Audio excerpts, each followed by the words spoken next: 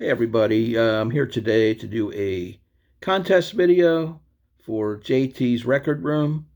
JT is a guy from, I believe, Reno, Nevada, fairly new to the VC. I believe he started in September, October, something like that. He's knocking on the door to 100 subscribers, and of course, by the time my video shows, he'll have kicked that door down. So, congrats, JT.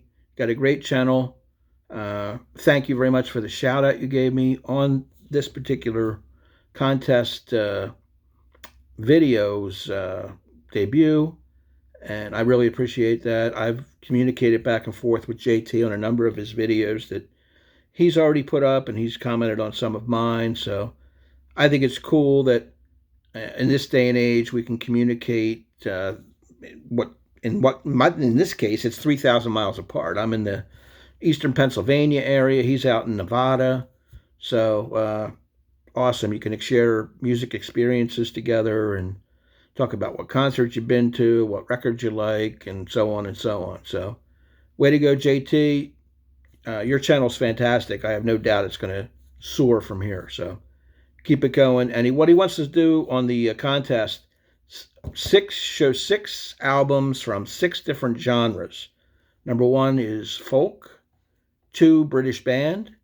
3 is an indie band or an indie artist.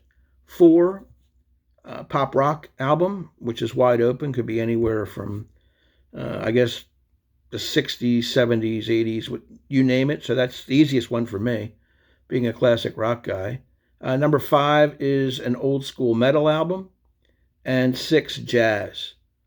So that's what the challenge is. And this was challenging for me, being kind of limited in what I listen to. I'm more of a singer-songwriter, classic rock, some folk. So the jazz and the indie bands threw me for a loop because I don't have a lot of that in my collection. Anyway, here we go. Folk. That's number 1. I'm going to pick Joni Mitchell from 1970, Ladies of the Canyon. This was her 3rd album released, and it's got some. She's still a folk artist at this time. It's before she got into her jazzy stage, which I think dominated a lot of her career, or the second half of her career, once she was done with the pop, rock, and folk. She went into jazz pretty heavily, and to be frank, that's where she lost me. I'm not a jazz person. But on this album, the hit Big Yellow Taxi, Woodstock, which she wrote, although she wasn't there, she was in the air. She was doing a Dick Cavett show, I believe, and her friends were all there, Crosby, Stills, and Nash, and Young among them. So she was able to write that incredible song just on word of mouth and the whole idea. The Circle Game, which is a great song, and I love some of the early songs on here, like Morning Morgantown, For Free. The title track, Ladies of the Canyon, Conversation, Willie, which was written about her boyfriend at the time, Graham Nash. So this is a really good album. It's got the gatefold with the lyrics. Of course, she's one of the great songwriters of that era, or any era, matter of fact. So that's my number 1. That's my folk album, Joni Mitchell, Ladies of the Canyon. Number 2, a British band. British band I chose 10 years after. It's called A Space in Time. This had the classic rock hit. Anyway, I don't know if it was a hit single, but it was a classic rock staple. I'd Love to Change the World. I absolutely love the song. The whole album's good. Alvin Lee, incredible guitarist, was showstopper at Woodstock, and carried on his career from there. British blues band, 10 years after, A Space in Time, from, I believe, 71 or 2. Next up, an indie band. Now, this is tricky because I only played this album once. This is Arcade Fire. The name of the album is Funeral.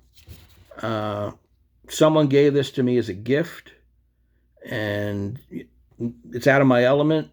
I spun it. I'm not that big a fan, but I guess fate intervened and it was meant to show up on this particular video. So there we go.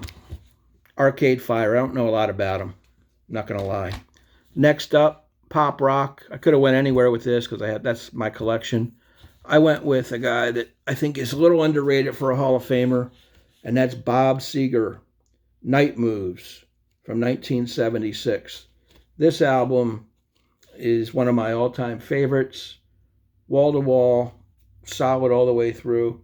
Rock and Roll Never Forgets, Night Moves, The Fire Down Below, Sunburst, Sunspot Baby, Main Street, Come to Papa, Ship of Fools, and Mary Lou. I love the whole album. There's Bob with the Silver Bullet Band on the back. And what can I say? Bob Seeger out of Detroit, Michigan. Outstanding. That has a lot of blues. He can do ballads. He can do straight out rock and roll. Just a fantastic rock and roll legend. And you don't hear him mentioned with some of the other legends of the 70s, like the Springsteens and the Elton Johns and so on and so forth. He gets downplayed a lot, but I think he's one of the greatest. Next up, old school metal. I went with AC/DC, Highway to Hell, 1979, the last album with lead singer Bon Scott. He would die the following year, 1980, from alcohol poisoning or asphyxiation, whatever you want to say. Partying too hard. Died at age 33, and they had to get a new lead singer at that point. This is I believe I wrote it down just to make sure. No, I didn't. I think it's their 6th album. But it's got some staples on here that you hear on the radio if you're an AC/DC fan. I like the title track, Highway to Hell. Girls Got Rhythm. Shot Down in Flames. If You Want Blood, You've Got It. Night Prowler. It's a good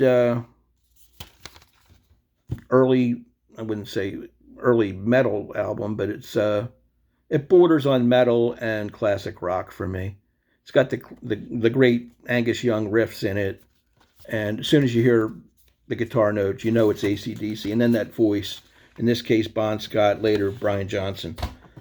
Last album we've got is from the jazz category, and that is George Benson, Breezin' from 1976.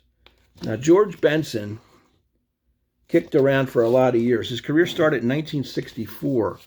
This is his 15th studio album, and this one took the world by storm. It actually reached #1 on the Billboard charts, which was, nobody saw that coming. He had a hit record on it called This Masquerade, written by Leon Russell, that made it into the top 10 on the charts as a single, and Breezin' was sort of a middle-of-the-road instrumental song, and really catchy song if you've ever heard it. It's a good album.